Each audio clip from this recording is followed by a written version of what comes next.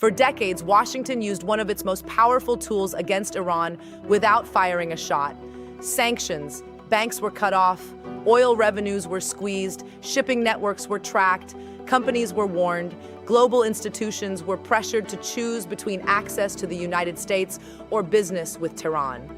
The logic was simple. If enough financial pressure built up, Iran would change behavior, reduce regional influence, limit nuclear ambitions, or return to negotiations on American terms. But in the digital age, pressure creates adaptation. And now, beneath the headlines about missiles, diplomacy, and regional wars, another contest is unfolding quietly across servers, exchanges, wallets, and blockchain ledgers. The United States and Iran are increasingly engaged in a crypto cat-and-mouse game over sanctions. This is not a movie-style cyber thriller. It is more complicated, slower, and in some ways more consequential, because money is the bloodstream of state power. And when traditional financial arteries are blocked, countries look for side channels. At the same time this shadow contest grows, the wider Middle East remains under strain. Medics reported that an Israeli strike in Gaza City killed 3 people, including 2 police officers. Tank shelling in Beit Lahia killed 2 more. In Khan Yunis, 7 people were killed, including 4 police officers, after a strike hit a police vehicle near a wedding hall, according to witnesses. Gaza's Interior Ministry said the attacks deliberately targeted the police force, undermining efforts to maintain basic order in the besieged enclave. The Israeli military confirmed it carried out a strike in Gaza City, despite a ceasefire that has repeatedly broken down.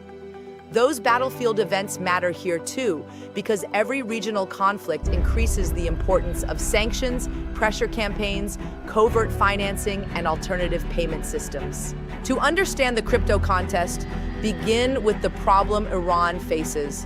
Modern states need access to global finance. They need to sell exports, receive payments, pay suppliers, move reserves, insure cargo, settle trade accounts, and import technology. When sanctions restrict access to the dollar system and major banks, ordinary transactions become difficult, slower, and more expensive. Iran has lived with versions of that reality for years. Its currency has faced repeated pressure. Inflation has hurt households. Foreign investment has been constrained. Trade often requires intermediaries, discounts, and workarounds. So Tehran, like other sanctioned actors, has explored alternatives. One of those alternatives is cryptocurrency. Crypto offers several attractive features for sanctioned economies. Transactions can move outside traditional correspondent banking systems. Assets can be stored digitally. Cross-border transfers can happen faster than conventional approvals. Networks are global. Some wallets can be created without the barriers of traditional banking. Not invisible, not magic, but useful. That distinction matters. Many people imagine crypto as anonymous money disappearing into cyberspace. In reality, many major blockchains are transparent ledgers where transactions can be traced publicly. Investigators often follow flows over time. Exchanges collect user data. Wallets can be linked to real identities through mistakes, patterns, or cooperation from platforms. So crypto is not an escape hatch without risk. It is a workaround with trade-offs. That is where the cat and mouse game begins. Iran and networks linked to it seek ways to earn, hold, or move value despite sanctions pressure. The United States and allied regulators seek ways to identify, block, sanction, seize, or deter those pathways. Every time one side adapts, the other responds. One path often discussed is mining. Iran has at times been seen as a place where crypto mining could be attractive because of domestic energy resources, though power shortages and regulatory crackdowns have complicated that picture. Mining can convert electricity into digital assets. In theory, that offers a route to acquire value not directly dependent on foreign banking channels. But mining also consumes huge energy loads, strains grids, attracts scrutiny, and can be difficult to scale cleanly under sanctions pressure. Another route is trade settlement. Imagine a buyer seeking goods from Iran but facing banking obstacles. Instead of a conventional transfer through sanctioned channels, parties may explore digital assets, intermediaries, barter-like structures, offshore entities, or blended payment methods. Again, none of this is simple. prices fluctuate, compliance risk is high, counterparties may disappear, fraud risk rises. Still, when conventional channels narrow, imperfect alternatives gain value. Washington understands this. That is why U.S. agencies increasingly monitor crypto-linked sanctions evasion, blacklist wallets, target facilitators, and pressure exchanges to tighten compliance. The strategy has evolved. Years ago, sanctions focused heavily on banks, tankers, and front companies. Now they also focus on digital infrastructure. Wallet addresses can be designated, platforms can be fined, mixing services that obscure transaction trails can be targeted, hosting providers, payment processors, and facilitators can come under scrutiny. This is sanctions enforcement adapting to code. But enforcement has limits. Crypto networks are global and fragmented. Some exchanges operate in stricter jurisdictions. Others do not. Peer-to-peer transfers can bypass centralized platforms. Decentralized tools may lack traditional corporate headquarters. New tokens appear constantly. Jurisdiction becomes blurry. That creates a familiar dynamic in regulation. The more pressure on visible gateways, the more activity may shift toward less visible corners.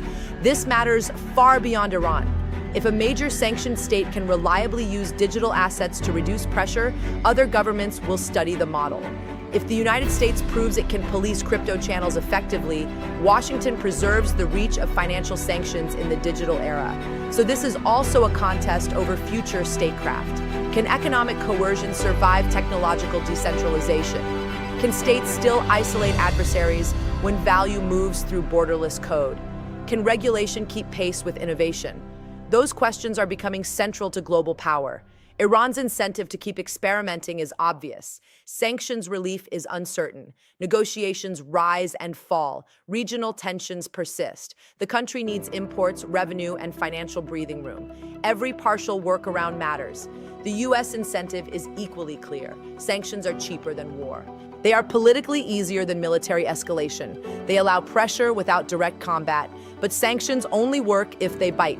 If alternatives grow too effective, deterrence weakens. That is why Treasury announcements, enforcement actions, and compliance warnings matter more than many people realize. They are signals to markets, allies, and adversaries that the system is still being defended. Now add the Gaza conflict and wider regional instability. When violence intensifies, so do financial needs. Allied groups may require resources. Supply chains become riskier, insurance costs rise, cash channels tighten, governments seek flexibility.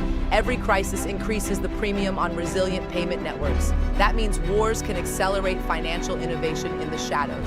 Reports from Gaza describe police officers killed in strikes in Gaza City and Khan Yunis. Gaza officials say civil order is being undermined.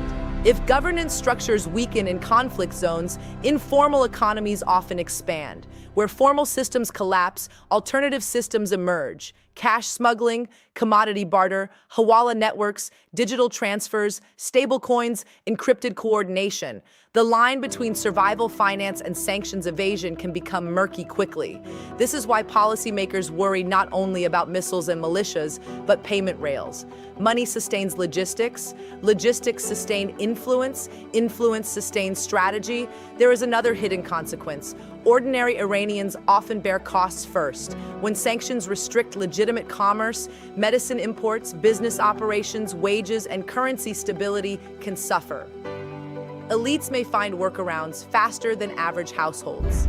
Then crypto enters public imagination as hope, hedge, speculation, or escape. Some use it to preserve savings against inflation. Some use it for freelance income. Some lose money chasing volatility. Some are caught in regulatory swings. So while governments play strategic chess, citizens often absorb the shocks. The same pattern exists globally. Whenever sanctions regimes intensify, ordinary people navigate shortages, price spikes, and unstable rules while states and intermediaries maneuver around them. That does not mean sanctions never matter. They can constrain budgets, complicate procurement, and alter strategic choices, but they are rarely surgical. They ripple outward, and now they ripple digitally. Expect the next phase of this contest to become more sophisticated. Artificial intelligence may help trace suspicious transaction patterns faster.